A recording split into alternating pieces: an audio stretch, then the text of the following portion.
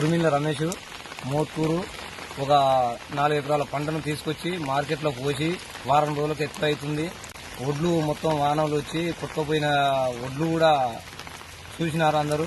నాతో పక్కల్లో కూడా కొట్టుకుపోయినాయి.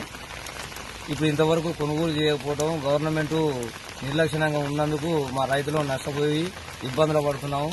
ఇప్పటికైనా గవర్నమెంట్ కొని పచ్చి అయినా ఏదైనా కొనాలని కోరుకుంటున్నాము.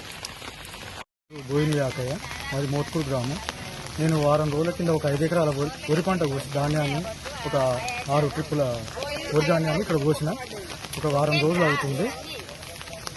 కానీ ఈ తడిసిన ధాన్యాన్ని కూడా ప్రభుత్వం కొనుగోలు చేయాలని, అలాగే ఈ కొనుగోలు కేంద్రానికి తొందరలో ప్రారంభించాలని మా రైతుల తరఫున నేను కోరుకుంటున్నాను.